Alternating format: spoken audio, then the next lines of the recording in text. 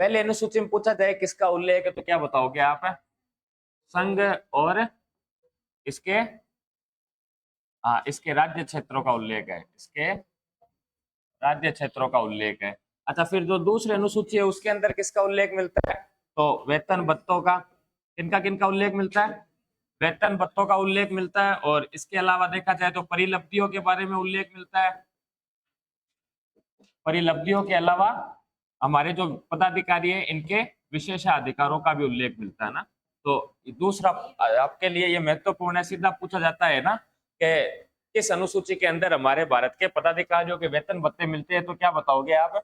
दूसरी अनुसूची। और पहली अनुसूची में किसका उल्लेख है? तो संघ और इसके राज्य क्षेत्रों का उल्लेख है। फिर तीसरी जो अनुसूची थी इसके अंदर उल्लेख था किसका? प्रतिज्ञान अथवा शपथ का उल्लेख था। किसका था? प्रतिज्ञान अथवा शपथ। एग्जाम में कई बार पूछा गया है ना, सीधा एग्जाम में पूछते हैं कि जो हमारे भारतीय संविधान की अनुसूची है इनमें से किस अनुसूची के अंदर भारत के पदाधिकारियों की शपथ अथवा प्रतिज्ञान का उल्लेख है, तो आप क्या बताओगे? तीसरी अनुसूची। फिर चौथी अनुसूची है, चौथी अनुसूची के अंदर किसका उल्लेख है? तो राज्यसभा की सीटों का आवंटन किया गया है। किसका आवंटन किया गया है? राज्यसभा की सीटों का आवंटन किया गया है ना। तो और ये बता दो कि सर्वाधिक राज्यसभा की सीटें कहाँ से है?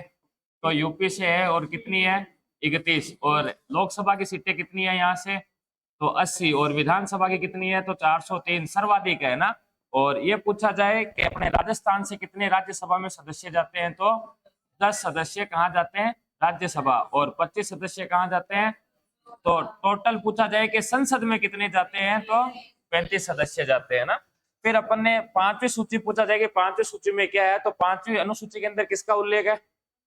हाँ, किनका? हाँ, अनुसूचित जनजातियों और अनुसूचित जनजातियों और इनके क्षेत्रों को कैसे नियंत्रण करना है, उनका प्रशासन कैसे चलाना है, वो सारी चीजें प्रशासनिक नियंत्रण के बारे में चर्चा की गई है ना। इसके बारे में चर्चा की गई है, तो प्रशासनिक नियंत्रण, प्रशासनिक नियंत्रण का उल्लेख मिलता है। अच्छा, ये पूछा जाए छठी अनुसूची में किन 4 राज्यों का उल्लेख किया गया है? छठी अनुसूची में किन 4 राज्यों का उल्लेख है? तो किन किन का नाम लोगे आप? एक तो असम। हाँ देखो, मानचित्रों याद करिया करो, कोई भी चीज ना ते मानचित्रों याद रखो ना इन राज्यों के नाम, तो आपको आसानी से याद रहेंगे ना। जैसे ये अपना मान लो ये हो गया पूर्वोत्तर इधर वाला, तो यहाँ बीच में तो यहाँ पर है आपके बंगाल, पश्चिमी बंगाल है ना। और यहाँ पर है असम। कौन सा है? असम। यहाँ पर पड़ता है आपका अरुणाचल प्रदेश। अरुणाचल देखो, अब अन्य देखिए, जो अरुणाचल प्रदेश के नीचे आवर नागालैंड। कौन सा लैंड? नागालैंड। नागालैंड के नीचे आता है मणिपुर। कौन सा? मणिपुर। और मणिपुर के नीचे कौन सा आता है? मिजोरम। मिजोरम के इधर वाली साइड आता है त्रिपुरा। कौन सा आता है? त्रिपुरा। और त्रिपुरा के ऊपर और असम के नीचे आता है मेघालय। हाँ, तो देख लो 1 2 3 4 5 6 7, इनको कहा जाता है 7 सिस्टर। क्या कहा जाता है? 7 सिस्टर कहा जाता है इनको, है ना। हाँ, 7 बहनें। और यहाँ पर एक और राज्य है जिसका नाम है सिक्किम। तो ध्यान में रखना, सिक्किम इन 7 सिस्टर में सम्मिलित नहीं होता है ना, ये अलग ध्यान में रखना है ना। तो अब यहाँ से देखा जाए तो एक तो किस राज्य का है प्रबंधन? असम का। और दूसरा कौन सा है? मेघालय के मिजोरम। मिजोरम देखो दो तो असम, असम के बाद में आएगी मेघालय, है ना। तो आप ऐसे याद करो क्रम से। और फिर कौन सा है? त्रिपुरा है, नहीं है ना। तो फिर लिखो त्रिपुरा। और फिर कौन सा आ जाएगा? मिजोरम आ जाएगा। अब आप इनको ऐसे याद रखो। आपको अगर मानचित्र याद है तो मैं कहीं क्यों थाने ए राज्य रटना को नहीं पड़े, तो वो पूर्वोत्तर को मैप ध्यान में रखो कि असम, असम के नीचे मेघालय, मेघालय के नीचे त्रिपुरा, त्रिपुरा के अंदरली साइड म्यांमार की साइड मिजोरम। ये चारों राज्य है वो छठी अनुसूची के अंदर सम्मिलित है ना। और ये पूरा का पूरा नक्शा आपको ज्योग्राफी में पढ़ना पड़ेगा, इससे अच्छा कि अभी आप याद कर लो, है ना। इनका क्रम अरुणाचल, नागालैंड, मणि, मिजोरम, त्रिपुरा, मेघालय, असम, अरुणा, नागा, मणि, मिजो, त्रिपुरा, मेघालय, असम, है ना। इस प्रकार से या इस प्रकार से आप चाहो जैसे इनको याद कर सकते हो, है ना। तो मैप का आपको अगर लंबे समय तक कोई चीजें याद रखनी है ना, तो आप इस प्रकार से याद करने का प्रयास करें, है ना। तो असम, मेघालय, त्रिपुरा, मिजोरम, यहाँ पर जो अनुसूचित जातियां है, क्या है, अनुसूचित जातियां, और इन क्षेत्रों के अंदर जो अनुसूचित क्षेत्र है, इन क्षेत्रों से संबंधित कौन से क्षेत्र, अनुसूचित क्षेत्र, इनके लिए जो प्रशासनिक उपबंध है, या हम कह सकते हैं कि इनको किस प्रकार से प्रशासनिक नियंत्रण करना उसके प्रावधान है ना, तो अपन ये कह सकते हैं इनके संबंध में उचित प्रशासनिक उपबंध इसमें उल्लेखित है। तो ये 4 राज्य आपको विशेष ध्यान में रखना है कि छठी अनुसूची में कौन कौन से राज्य है। तो पहला है असम, दूसरा मेघालय, तीसरा त्रिपुरा, चौथा मिजोरम, है ना। इन चारों को आप इस मैप के माध्यम से याद रखना। फिर जो 7वीं अनुसूची है, उस 7वीं अनुसूची में किसका उल्लेख है, तो विषयों का विभाजन किया गया है, या हम ये कह सकते हैं कि शक्तियों का विभाजन किया गया है, या अथवा हम ये कह सकते हैं कि सत्ता का विभाजन किया गया है। किसका विभाजन मिलता है इसमें, सत्ता का कह दो भी, हाँ शक्तियों का कह दो, चाहे विषयों का विभाजन कह दो, है ना। और इसमें अपन ने कितनी सूचियां है, 3 सूचियां है। इसमें एक तो सूची है कौन सी, संघ सूची है, जिसके अंदर कितने विषय है, 100 विषय हैं। फिर दूसरी पूछी जाए तो दूसरी कौन सी है, राज्य सूची, और राज्य सूची में कितने विषय हैं, 61 विषय हैं। और तीसरी अनुसूची है वो कौन सी है, संवर्ती सूची। कौन सी सूची है, संवर्ती सूची, और इसमें कितने हैं, 52 है ना। तो ये भी आपको ध्यान में रखना है। इन पर कानून कौन बनाता है, हाँ इन पर तो कानून बनाता है केंद्र सरकार, और इन पर राज्य सरकार। इन पर कौन बनाता है, राज्य सरकार। और संवर्ती सूची वालों पर केंद्र भी बना सकता है और राज्य सरकारें भी बना सकती है ना। तो ये भी आपको ध्यान में रखने हैं, इनके विषय ध्यान में रखने हैं। अच्छा, मूल संविधान में पूछा जाए कि कितने विषय थे, तो 97, इधर थे 66 और इधर थे 47, है ना। यहाँ से 5 सब्जेक्ट है जो कहाँ डाल दिए गए थे, 5 विषय जोड़ दिए गए थे फिर कालांतर में, है ना, संवर्ती सूची में डाल दिए गए थे। तो आपको ये भी ध्यान में रखना है मूल संविधान वाले। और वैसे देखा जाए तो आपको ये भी ध्यान में रखना है कि ये जो 3 सूचियां, ये 3 सूचियां पहले किसमें उल्लेखित थी, 1935 के अधिनियम के अंदर भी उल्लेखित थी, है ना। तो ये भी आप ध्यान में रखें। फिर जो 8वीं अनुसूची है, उस 8वीं अनुसूची में किसका उल्लेख है, हाँ संवैधानिक मान्यता प्राप्त भाषाओं का उल्लेख है। कौन सी मान्यता प्राप्त, संवैधानिक मान्यता प्राप्त भाषाओं का उल्लेख है। और मूल संविधान में पूछा जाए तो मूल संविधान में कितनी भाषाएं थी, तो 14 भाषाएं थी। जबकि वर्तमान में पूछा जाए कि इस अनुसूची में कितनी भाषाएं हैं, तो 22 बताना आपको। अच्छा पहले तो ये बताओ कि कौन कौन सी भाषाएं थी ये, है ना। अब पाचा एक मैं पूछ, है ना, रुको दे। हाँ सबसे पहले तो कौन सी याद रखनी है, कश्मीरी, फिर पंजाबी, आपने राजस्थानी को नहीं है ना, राजस्थान में छोड़ दो, पचकट आ जाओ। गुजराती, गुजरात के नीचे महाराष्ट्र यानी मराठी, मराठी के नीचे कन्नड़, कन्नड़ के नीचे मलयालम जो केरला में बोली जाती है, फिर तमिल, तमिल के ऊपर तेलुगु, और ऊपर ओडिया, उड़िया, उड़िया के ऊपर बंगाली, और बंगाली के यहाँ असमिया। ये जो सूची है जो 11 हुई है, और 11 के अलावा देखी जाए तो एक तो हिंदी हो जाएगी, एक हो जाएगी उर्दू, और एक हो जाएगी संस्कृत। तो ये 14 भाषाएं थी, वो तो थी मूल संविधान के अंदर, अर्थात 26 नवंबर 1949 को जो संविधान बना था। जबकि इसके बाद में संविधान संशोधन किया गया, कौन सा, 21वां संविधान संशोधन अधिनियम 1967। और कौन सी भाषा जोड़ी गई थी, सिंधी भाषा को जोड़ा गया था इसमें। किस भाषा को, सिंधी भाषा को। फिर कौन सा दिन संशोधन किया गया था, तो 71वां संविधान संशोधन अधिनियम 1992 के अंदर। और कौन सी 3 भाषाएं जोड़ी गई थी, तो अपने को क्या ध्यान में रखना है, नमक, नमक से हो जाएगी कौन सी, एक तो नेपाली को ध्यान में रखना। आपको पूछा जा सकता है कि कौन सी भाषा को संवैधानिक दर्जा प्राप्त नहीं है, तो नेपाली देकर केवल नेपाली तो आपने कहना है ना। तो नेपाली को संवैधानिक दर्जा प्राप्त है, और ये किस अधिनियम के तहत है, 71वां संविधान संशोधन अधिनियम 1992 के तहत से दिया गया है। दूसरी हो जाएगी कौन सी, मणिपुरी, है ना। तो मिजोरम के ऊपर वाला जो मणिपुर है उसकी। और तीसरी हो जाएगी कोंकणी, और ये कोंकणी कहाँ बोली जाती है, तो कोंकणी यहाँ बोली जाती है ना, यहाँ कौन सी बोली जाती है?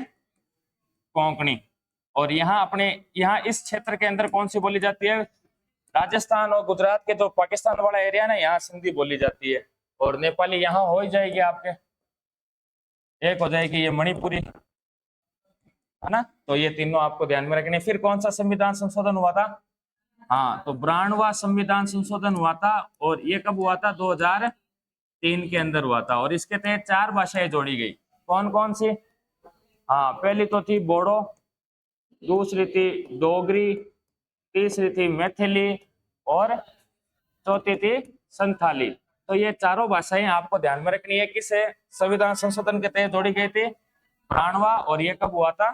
2003 के अंदर हुआ था। तो ये भी आपको ध्यान में रखना है। फिर अपन ने अनुसूची पढ़ी थी, अनुसूची 9वीं, है ना। फिर कौन सी अनुसूची ध्यान में रखनी है? 9वीं अनुसूची। और इसमें किससे संबंधित कानून है? भूमि सुधार अधिनियमों का उल्लेख है इसमें। किसका उल्लेख किया गया? भूमि सुधार अधिनियमों का उल्लेख किया गया है। और हम ये कह सकते हैं कि जमींदारी प्रथा का उन्मूलन, क्या उद्देश्य है? जमींदारी प्रथा का उन्मूलन करने से संबंधित अनुसूची है ना। तो यह भी पूछा जा सकता है कि जमींदारी प्रथा का उन्मूलन करने से संबंधित कौन सी अनुसूची है? तो कौन सी अनुसूची बताओगे आप? 9वीं। और भूमि सुधार अधिनियमों का उल्लेख किस अनुसूची में किया गया? तो 9वीं में किया गया। और इसमें कुल कितने अधिनियम डाले हुए? 284 अधिनियम इसके अंदर ऑल पहले से डाले हुए। अच्छा, इनमें क्यों डाला गया था? तो वास्तव में देखा जाए तो इस अनुसूची को पहले जोड़ा तो कब गया था? पहले संविधान संशोधन 1951 के तहत। और ये एकमात्र ऐसा संविधान संशोधन था जो हमारी एक सदनात्मक संसद द्वारा किया गया था। किसके द्वारा किया गया था? एक सदनात्मक संसद द्वारा ये संविधान संशोधन किया गया था। और इस समय जो संसद थी वो कैसी संसद थी? अंतरिम संसद, अर्थात वह संसद जो कि वास्तव में किसके रूप में गठित हुई थी? संविधान सभा। और जब देश आजाद हुआ था तो ये संविधान सभा इस संसद के रूप में कार्य करने लग गई थी। और इसी अंतरिम संसद या एक सदनात्मक संसद थी, उसी के द्वारा ये संविधान संशोधन किया गया था ना। तो ये भी आपको ध्यान में रखना है। और इसके अलावा अपने को यह ध्यान में रखना है कि यह संविधान संशोधन कर इस 9वीं अनुसूची को क्यों जोड़ा गया था? तो इनका उद्देश्य था कि मूल अधिकारों के हनन के आधार पर, किसके हनन के आधार पर? मूल अधिकारों के हनन के आधार पर कोई सुप्रीम कोर्ट ना जा पाए, इसलिए, है ना।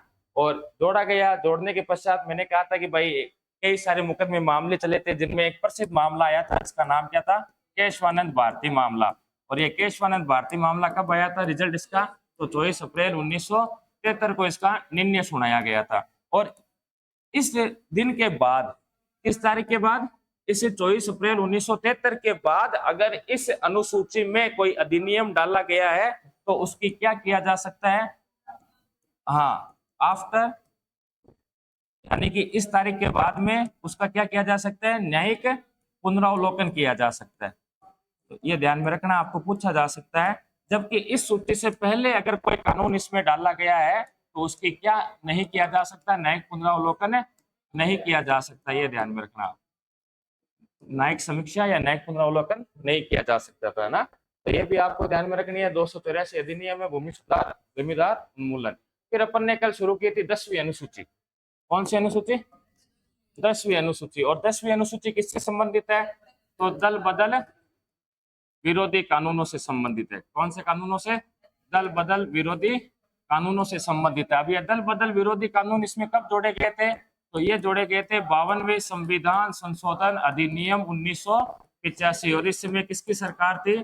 तो राजीव गांधी की सरकार थी, है ना। प्रधानमंत्री राजीव गांधी हुआ करते थे इंदिरा गांधी के मरने के बाद ना। तो अब इसमें क्या है? तो मैंने कहा था कि इसमें दल बदल विरोधी कानून है ना। जैसे मान लो कि आपने कांग्रेस पार्टी के नाम से या बीजेपी के या आरएलपी के नाम से आपने चुनाव लड़ाया और फिर आप एमएलए बनने के बाद उसकी सदस्यता छोड़कर किसी अन्य पार्टी को ज्वाइन कर लेते हो, तो आपकी जो एमएलए की सदस्यता है वो रहेगी या नहीं रहेगी। और इसी प्रकार मेंबर ऑफ पार्लियामेंट पर भी नियम लागू होते हैं। तो वैसे देखा जाए तो ये जो अनुसूची है वो, इस अनुसूची का जो उल्लेख पहले मिलता है वो मिलता है एक तो अनुच्छेद 102 के सब क्लॉज 2 में, और दूसरा उल्लेख मिलता है अनुच्छेद 191 की सब क्लॉज 2 के अंदर। इसमें तो दल बदल से संबंधित कानून है वो किससे संबंधित है?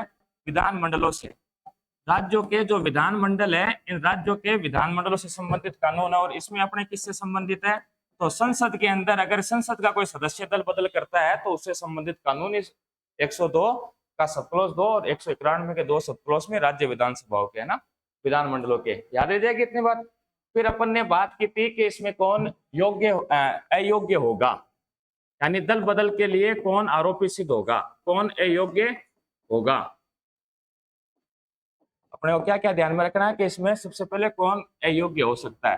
तो इसमें अपन ने चर्चा की थी कि अगर कोई पार्टी का सदस्य, किसका, मान लो कोई बीजेपी का सदस्य है एमएलए, और उसने पार्टी से क्या दे दिया, इस्तीफा दे दिया, तो वो इस्तीफा देने के साथ में ही उसकी जो एमएलए की सदस्यता है या फिर एमपी की जो सदस्यता है वो क्या होगी, चली जाएगी, है ना।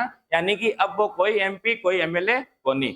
अच्छा, अगर मान लो कि सदन के अंदर, कहां पर, सदन में अगर वो विप, या हम क्या कह सकते हैं इसको हिंदी में, सचेतक का उल्लंघन कहने का, इसके जो भी आदेश होते हैं इनका उल्लंघन करता है तो वो क्या घोषित होगा, अयोग्य घोषित होगा। और तीसरा क्या लिखा था इसमें कि अगर कोई निर्दलीय सदस्य, कौन सा सदस्य, निर्दलीय अथवा कोई स्वतंत्र सदस्य, कोई मान लो निर्दलीय लड़कर चुनाव जीत के आया है, और अगर यह निर्दलीय अथवा स्वतंत्र सदस्य किसी पार्टी की सदस्यता ग्रहण कर ले तो क्या होगा, इसका सदस्यता ग्रहण करते ही इसकी जो एमएलए की सदस्यता होगी वो क्या होगी, अयोग्य होगा और वो सदस्यता छीन ली जाएगी। और क्या लिखा था इसमें, इतना लिखा था। अब देखो आगे और कौन अयोग्य हो सकता है। तो मान लो मैंने आपको कहा था कि राज्यसभा में 12 सदस्य मनोनीत किए जाते हैं, कितने, 12 सदस्य। और आपको यह भी बताया था कि तो लोकसभा के अंदर भी 2 एंग्लो इंडियंस को मनोनीत किया जाता था, अब नहीं किया जाता, है ना, अब नहीं किया जाता और ये किए जाते हैं। तो ये तो नहीं होते लेकिन ये अब भी होते हैं। मान लो कि इन सदस्यों को मनोनीत किया गया, ये सदन में आकर बैठ गए, सदन को ज्वाइन कर लिया इन लोगों ने, और मान लो कि 6 महीने के भीतर 6 महीने के भीतर अगर आप चाहते हो तो बीजेपी को ज्वाइन कर लो, आप चाहते हो तो कांग्रेस को ज्वाइन कर लो, आप चाहो तो आरएलपी को कर लो, आप चाहो तो टीएमसी को कर लो, आप चाहते हो जिसको ज्वाइन कर सकते हो, आपके पास से रास्ता खुला है। कितने महीने के अंदर, 6 महीने के अंदर सदस्यता ज्वाइन करना चाहो तो कर लो। अगर 6 महीने के बाद, कब, 6 महीने के बाद अगर किसी दल की सदस्यता ग्रहण करता है तो वो क्या होगा, अयोग्य घोषित किया जाएगा। क्या घोषित किया जाएगा, वो अयोग्य घोषित किया जाएगा। तो ये कुछ मामले हैं जिनके अंदर इनको क्या घोषित किया जा सकता है, अयोग्य घोषित किया जा सकता है, जो कि विधानसभा अथवा अपनी संसद के सदस्य है उनके लिए ये कानून है, न कि पार्टी के बाहर के सदस्यों का। वह तो कटी दूड़ कहो बहु, कोई मतलब को नहीं, मतलब है जगह बे सदन का माइन बैठे आप बांध लोगों, है ना। तो पार्टी से कोई इस्तीफा दे दे तो अयोग्य, सदन में विप अथवा सचेतक का उल्लंघन करे तो अयोग्य, निर्दलीय स्वतंत्र या उम्मीदवार, निर्दलीय अथवा स्वतंत्र जो एमएलए है एमपी है, अगर वो किसी पार्टी की सदस्यता ग्रहण कर ले तो उसकी सदस्यता चली जाएगी। और अगर कोई सदस्य है जिसको मनोनीत किया गया है, अगर वो 6 महीने के अंदर सदस्यता ग्रहण करनी चाहे तो कर सके, लेकिन अगर 6 महीने के बाद अगर किसी दल की सदस्यता ग्रहण करता है तो वो क्या होगा, घोषित है, अयोग्य घोषित होगा। फिर अपने को यह ध्यान में रखना है कि कौन अयोग्य नहीं होगा। फिर अपना दूसरा क्या ध्यान में रखना है, कौन अयोग्य नहीं होगा, ये ध्यान में रखना है आपको। तो कौन अयोग्य नहीं होगा, इसमें पहला बिंदु तो आता है कि अगर मान लो पार्टी ने, किसने, पार्टी ने अपने सदस्य को निष्कासित कर दिया हो या पार्टी से निकाल दिया हो। क्या कर दिया, निष्कासित कर दिया।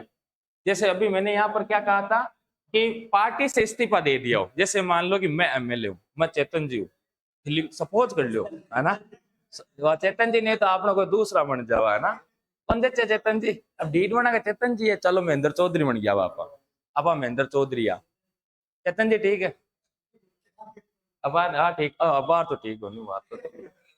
हाँ तो अब मान लो महेंद्र चौधरी आ, अब मैं एमएलए सदस्य था, आप एमएलए बन गया, एमएलए बने बाद में मैं बीजेपी ज्वाइन कर ली, तो बीजेपी ज्वाइन करता ही हमारी बात है कि एमएलए की सदस्यता है हमारे रेस के चली जासी। अब मान लो कि मन जको सदन का मायने व्हिप या सचेतक जो भी है उसने कहा कि भाई कल एक महत्वपूर्ण प्रस्ताव रखा जा रहा है और आपको यहाँ विधानसभा जयपुर पहुंचना है कल, है ना, कार्यवाही में भाग लेना है। और मैंने व्हिप और सचेतक ने जो मुझे आदेश दिए थे, जो कि सदन के अंदर अपने पार्टी का मुखिया होता है, उसके बातों का अगर उल्लंघन कर दिया तो मेरी सदस्यता क्या होगी, चली जाएगी। अगर मान लो कि मैंने निर्दलीय कोई चुनाव लड़ा है और निर्दलीय चुनाव लड़ने के बाद में मैं सदन में जाता हूं और मैं कांग्रेस अथवा बीजेपी में शामिल हो जाता हूं, तो क्या मेरी सदस्यता रहेगी, नहीं रहेगी। मान लो कि राष्ट्रपति ने मुझे राज्यसभा में मनोनीत किया है और मैंने लगभग 7-8 महीने बाद अर्थात 6 माह के बाद कभी भी मैंने किसी बीजेपी कांग्रेस की सदस्यता ज्वाइन कर ली, तो मैं क्या होऊंगा, अयोग्य होऊंगा, अर्थात मेरी सदस्यता छीन ली जाएगी। अच्छा, कौन अयोग्य नहीं होगा, तो अगर पार्टी ने मान लो मेरे को निकाल दिया कि तार जाने लोड को नहीं टाप गाल, तो हमारे एमएलए की सदस्यता को नहीं जावे।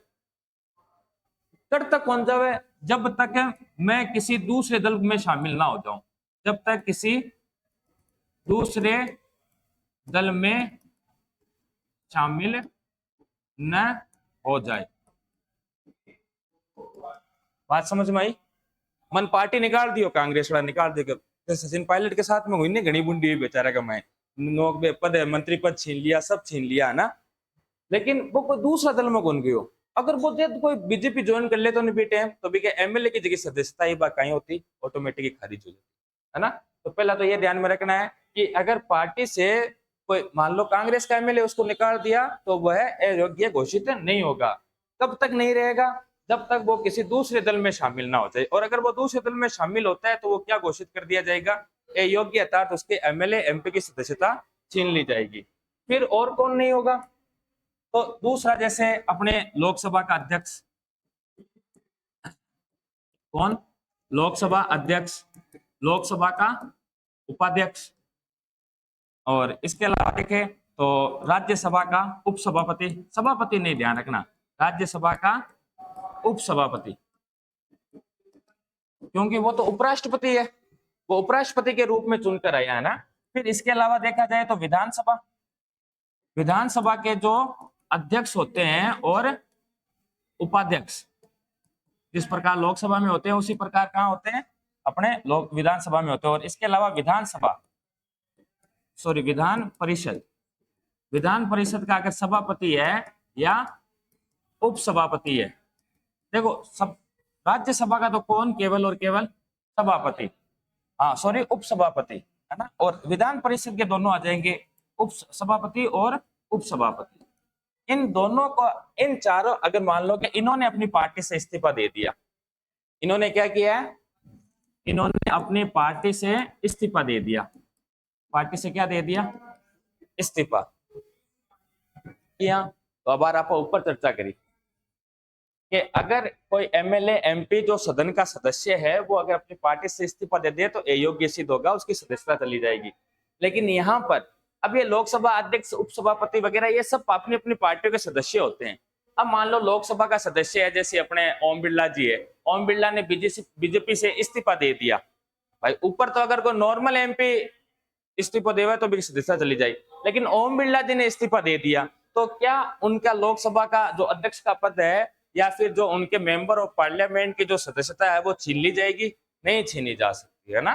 तो ध्यान में रखना, अध्यक्ष उपाध्यक्ष, लोकसभा का अध्यक्ष उपाध्यक्ष, विधानसभा का अध्यक्ष और उपाध्यक्ष, और ये स्पेशल ध्यान में रखना है ना कि राज्यसभा का उपसभापति और विधान परिषद का उपसभापति और सभापति, इन ये चारों अगर इस्तीफा दे तो इनकी सदस्यता कहीं नहीं जाएगी, सदस्यता नहीं जाएगी, है ना, सदस्यता बरकरार रहेगी, या अपन ये कह सकते हैं सदस्यता,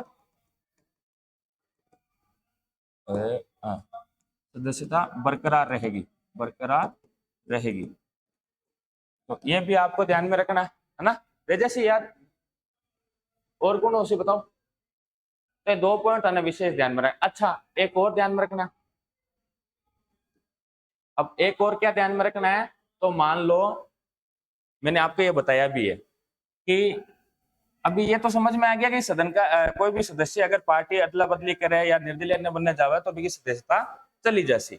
अब मान लो कि अगर अपने जैसे राजस्थान विधानसभा है, कौन सी विधानसभा? राजस्थान विधानसभा कितनी सीटें हैं? 200 सीटें हैं। कितनी सीटें हैं? 200 सीटें हैं। मान लो चुनाव हुए और चुनाव के अंदर बीजेपी वालों को तो सीटें मिली 88 और मान लो कांग्रेस वालों को सीटें मिली 92, तो 12 8 31 20 और मान लो आरएलपी को कितनी मिल गई? 20 मिल गई।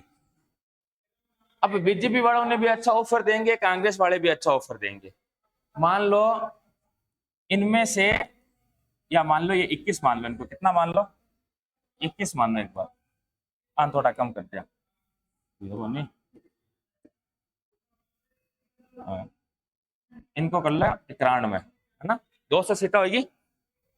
अब मान लो इनके 2/3, 21 के 2/3 कितने होंगे? 14 सदस्य।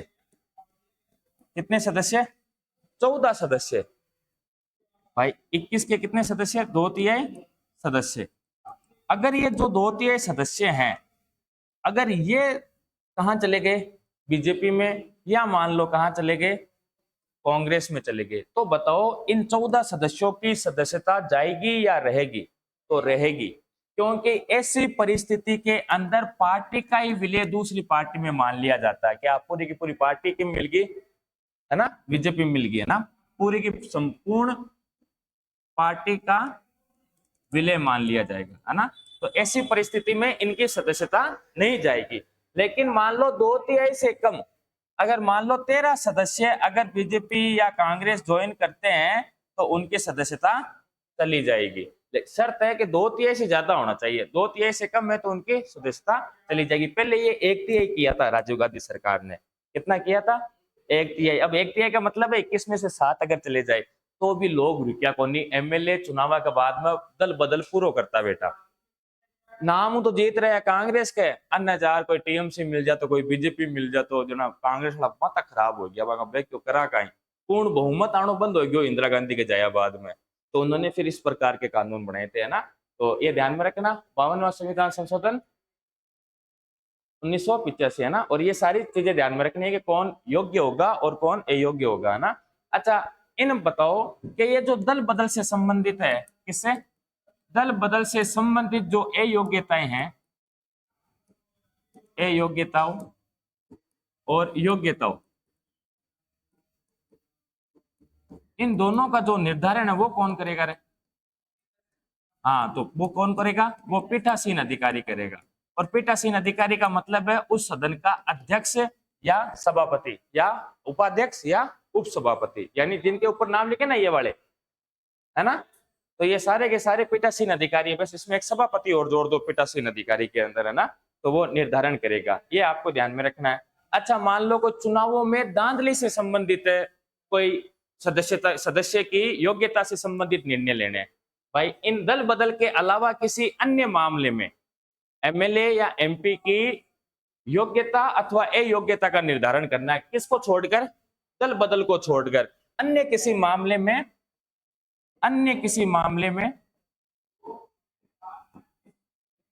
में इनकी योग्यताओं और अयोग्यताओं का निर्धारण किसकी सलाह पर? इलेक्शन कमीशन ऑफ इंडिया अथवा स्टेट इलेक्शन कमीशन, इनके कहने पर राष्ट्रपति अथवा राज्यपाल करेगा, यह ध्यान में रखना, है ना।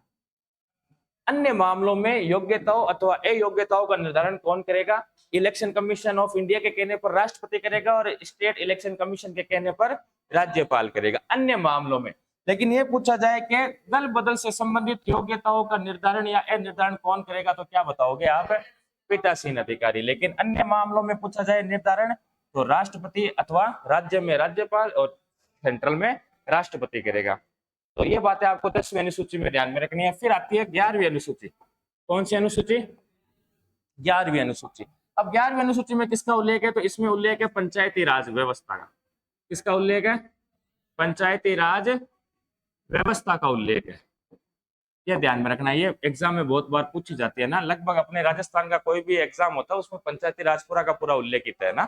तो ये 11वीं अनुसूची है, वो पंचायती राज व्यवस्था का उल्लेख है इसके अंदर। और ये किस संविधान संशोधन के द्वारा जोड़ी गई थी? तो 73वें संविधान संशोधन 1992 के द्वारा इसे संविधान में जोड़ा गया था ना।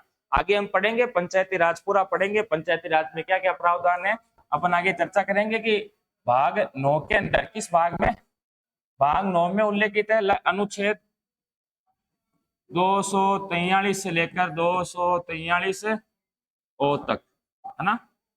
फिर पी से लेकर जेड तक वो हो जाएंगे, है ना। 15-16 अनुच्छेद है इसके अंदर, देख लो गिन लो, थे रीजनिंग तो पढ़ ही रहे हो, एबीसीडी आ गई है जाने जेड तक। तो बताओ 15 वो अक्षर के हुए, ओ हुए, वो 11 वो कौन पूछो, मैं 15 वो पूछो देखो बेटा, पाछो के हुए है मन, हाँ? तो 15 अनुच्छेद हो गया, तो ये भी ध्यान में रखना आपको। और इसमें कितने विषय हैं, यानी पंचायतों को कितने विषयों पर कानून बनाने के अधिकार मिलेंगे, है ना। तो इसमें विषय कितने उल्लेखित है, 29।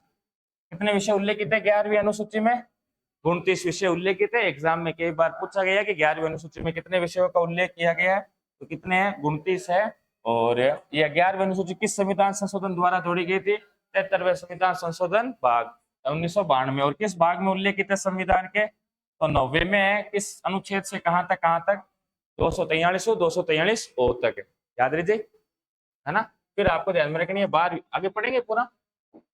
फिर कौन सी अनुसूची, 12वीं अनुसूची, और ये नगरीय स्वशासन से संबंधित है। किनसे संबंधित है, नगरीय स्वशासन, या हम ये कह सकते हैं नगरीय निकायों से संबंधित है, नगरीय निकायों से संबंधित। कौन सी अनुसूची है, 12वीं अनुसूची किससे संबंधित है, तो नगरीय स्वशासन या नगरीय निकाय। अब ऊपर वाले तो पंचायतों में आप सब अच्छे से जानते हो ना, 3 प्रकार की पंचायतें होती हैं अपने, कितने प्रकार की है, 3 प्रकार। जैसे ग्राम स्तर पर तो कौन सी होती है, ग्राम पंचायत। तहसील स्तर पर कौन सी होती है, पंचायत समिति, डीडवाना में कौन है ना। और जिला स्तर पर कौन सी होती है, जिला परिषद, है ना। ये पढ़ेंगे अपन, आगे पढ़ेंगे, सारा का सारा पढ़ेंगे, ये पूरा का पूरा जो 73वां संविधान संशोधन है ना, ये पूरा पढ़ेंगे अपन, उस समय चर्चा करेंगे। और ये जो शहरी नगरीय स्वशासन है, यहाँ पर भी 3 प्रकार का ढांचा होता है।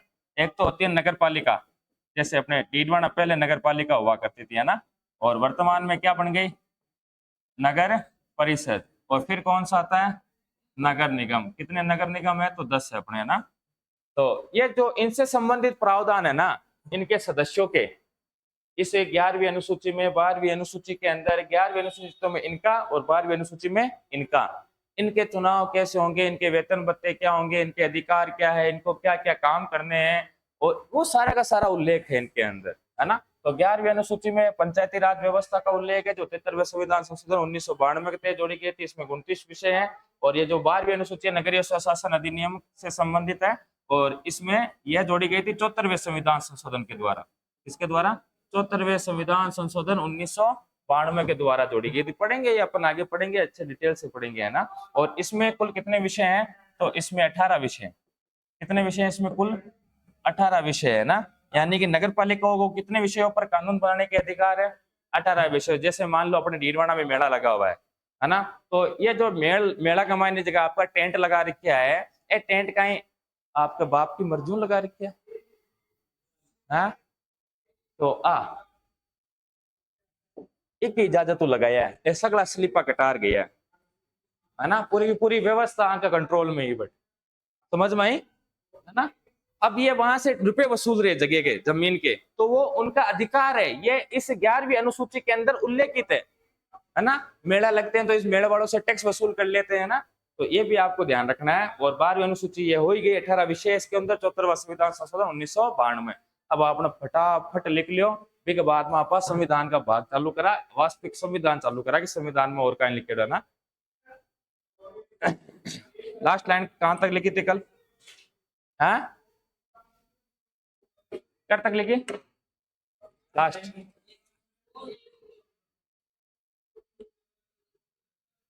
वो पीठासीन अधिकारी वाली बात लिख ली थी।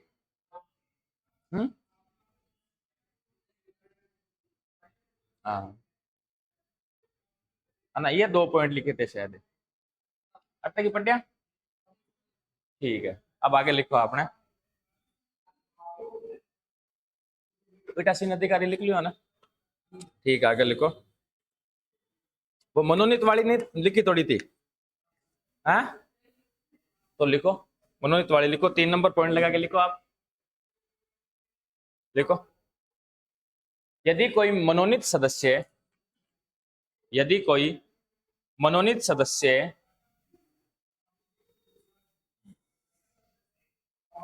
यदि कोई मनोनीत सदस्य सदन की सदस्यता ग्रहण करने के सदन की सदस्यता ग्रहण करने के सदन की सदस्यता ग्रहण करने के 6 माह बाद, अंडरलाइन कर लेना 6 माह को ना, 6 माह बाद, अब आगे जब अपन संविधान पढ़ेंगे ना, और संविधान में जब ये अनुच्छेद 102 और 191 में आएगा ना, तो वहां पर यही चीजें हैं, वापस ये चीजें हैं लिखी हुई, तो वहां पर वापस से ये नहीं पढ़ाऊंगा, आप यहीं से पढ़ लेना ना। आप मान लो कि अनुच्छेद 102 और 191 में हो चुकी है कंप्लीट, ठीक है ना।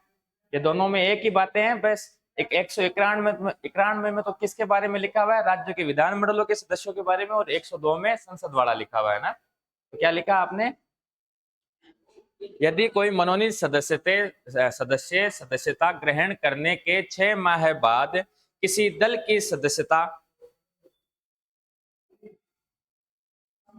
6 माह बाद किसी दल की सदस्यता ग्रहण करता है तो अयोग्य होगा। किसी दल की सदस्यता ग्रहण करता है तो वह अयोग्य होगा। अब लिखो कौन अयोग्य नहीं होगा, है ना। अब ये वाली बात लिखनी है अपने को, कौन अयोग्य नहीं होगा, कौन अयोग्य नहीं होगा, है ना। पहला पॉइंट तो ये हो जाएगा, दूसरा ये हो जाएगा, और तीसरा आपके ये वाला हो जाएगा, पूर्ण पार्टी का विलय वाला ना। तो लिखो 1 नंबर पॉइंट लिखो आप, कौन अयोग्य नहीं होगा। पहला पॉइंट लिखो, पहला पॉइंट लिखो, पार्टी से दल से निष्कासित सदस्य, पोस्टक में लिख लियो निकाला हुआ, धक्का देर 12 कार्ड वो वाला, है ना, समझ गया नहीं, पार्टी से निकाला हुआ, है ना। दल से निष्कासित सदस्य तब तक अयोग्य नहीं होगा, पार्टी से निष्कासित सदस्य तब तक अयोग्य नहीं होगा, अयोग्य नहीं होगा जब तक वह दूसरे दल में शामिल नहीं हो जाए, जब तक वह दूसरे दल में शामिल नहीं हो जाए, जब तक वह दूसरे दल में शामिल नहीं हो जाए। फिर लिखो 2 नंबर पॉइंट, फिर लिखो आप 2 नंबर पॉइंट लिखो आप, 2 नंबर पॉइंट लिखो, लोकसभा अध्यक्ष उपाध्यक्ष, है ना, कोमा लगा लिखता दे दो ना, लोकसभा अध्यक्ष उपाध्यक्ष 5 कोमो लगाई दो, लोकसभा अध्यक्ष उपाध्यक्ष कोमा, राज्यसभा का उपसभापति, सभापति नहीं है ना, राज्यसभा का उपसभापति, क्योंकि वो सदन का सदस्य होता ही नहीं है भाई, इसमें राज्यसभा के सभापति को क्यों शामिल नहीं किया गया है, क्योंकि वो सदन का सदस्य होता ही नहीं है, वो तो राष्ट्रपति के पद पर जो बैठेगा वो ऑटोमेटिकली राज्यसभा का क्या होगा, सभापति होगा, है ना।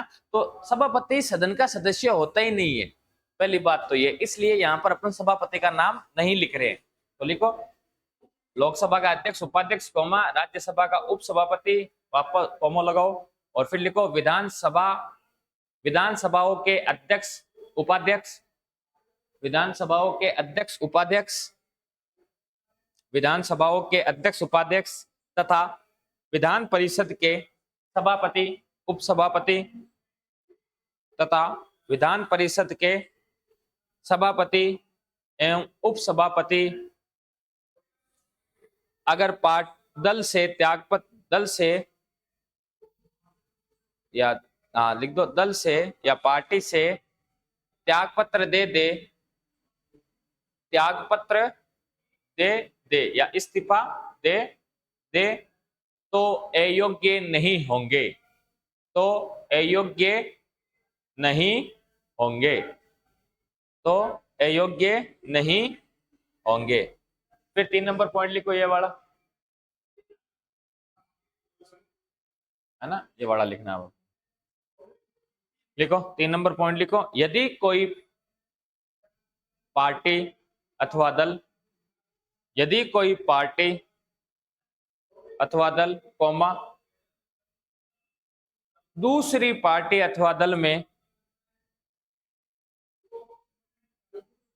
यदि कोई पार्टी अथवा दल दूसरी किसी पार्टी अथवा दल में विलय हो जाए तो, यदि कोई पार्टी अथवा दल दूसरी किसी पार्टी अथवा दल में शामिल हो जाए तो, विलय अथवा शामिल हो जाए तो अयोग्य नहीं होंगे, अयोग्य नहीं होंगे।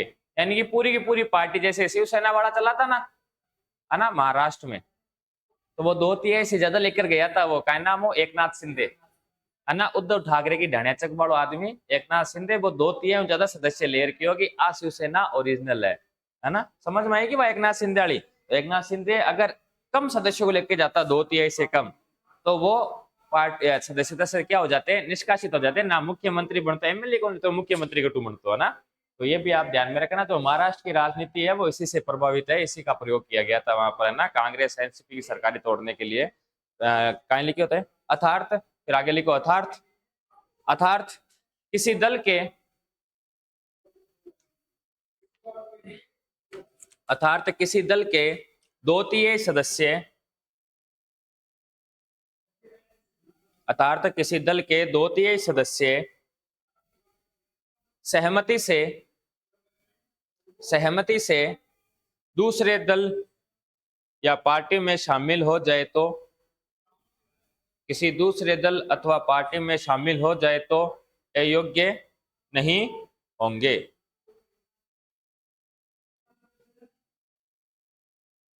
अयोग्य नहीं होंगे।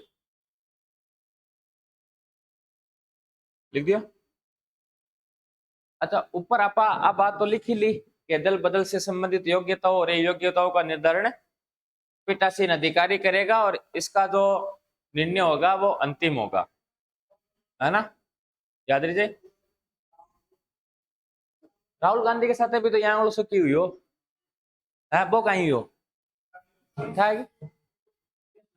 हाँ, एक सुप्रीम कोर्ट ने अपने एक निर्णय में कहा था, लगभग बात है 2000, पुरानी बात है, निर्णय में सुप्रीम कोर्ट ने क्या कहा था कि अगर किसी सदस्य को, सदन के किसी सदस्य को 2 वर्ष या 2 वर्ष से ऊपर की सजा हो जाए, 2 वर्ष या 2 वर्ष से ऊपर की सजा हो जाए तो उसकी क्या हो जाएगी, सदस्यता रद्द कर दी जाएगी। और वो आने वाले 6 वर्षों तक, आने वाले कितने वर्षों तक है, 6 वर्षों तक चुनाव भी नहीं लड़ सकता। अन्य थोड़ी बहुत बीजेपी वाला भी टूंटिया भरिया राहुल गांधी के केस करवा दियो, छोड़ के न्यायालय के जो सूरत न्यायालय के जो जज थे उन्होंने इन्हें 2 वर्ष से ज्यादा सजा दे दी। तो 2 वर्ष से ज्यादा अधिक सजा देते ही अपने ओम बिरला जी ने इनको 12 काट दियो लोकसभा के टाप गालो घर बाप ने, 6 साल मुंडो मत दिखाई दे तू, है ना। हाँ, तो वो निर्णय पर रोक लगा दी गई, फिर वो सुप्रीम कोर्ट में चले गए, तो सुप्रीम कोर्ट उनके निर्णय देगी, है ना। तो ये भी अच्छा, 2013 में मनमोहन सरकार कानून बना रही थी सुप्रीम कोर्ट के इस निर्णय के विरुद्ध। 2013 में मनमोहन सरकार ने कहा कि ये जो सुप्रीम कोर्ट ने निर्णय दिया है ना कि 2 साल से अधिक अगर किसी को सजा मिल जाती है तो उसकी सदस्यता चली जाएगी और वो 6 वर्षों तक चुनाव में भाग नहीं ले सकता। तो कांग्रेस ने कहा कि भाई अपयान करा कि कोई कानून बना दिया जिसके तहत सुप्रीम कोर्ट का ये जो निर्णय है ये खारिज हो जाए। तो वो एक बिल लेकर आए थे 2013 के अंदर, संसद के अंदर, लोकसभा के अंदर। तो पप्सा दिखाई वो 2013 का मान के बिल, देखो पप्सा यहाँ कानून बनावा, तो पप्सा भी बिल ने लेर फाड़ दियो, ऐसा नहीं होना चाहिए, सुप्रीम कोर्ट ने सही निर्णय दिया है ना। तो क्या करे नहीं जना, क्या करे कि चुपचाप ध्यान हुआ नहीं, बयान हुआ देनो, ध्यान नहीं देनो। अच्छा, ये पॉइंट लिखा था कि कल अन्य किसी मामलों में, दल बदल को छोड़कर अन्य किसी मामलों में नहीं लिखा था, तो ये लिखो। फिर अगला बिंदु ये लिखो, आप लिखो दल बदल के अलावा, नोट लगा के लिखो नीचे, नोट NOT नोट लगा के लिखो आप, दल बदल के अलावा, दल बदल के अलावा, दल बदल के अलावा सदन के सदस्यत्व, सॉरी, सदन के सदस्यों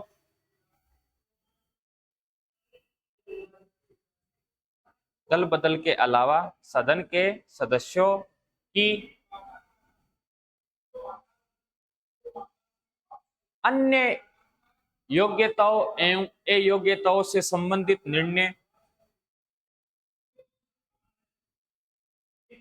अन्य योग्यताओं अथवा अयोग्यताओं से संबंधित निर्णय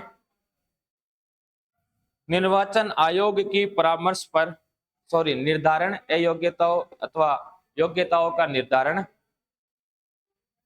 निर्वाचन आयोग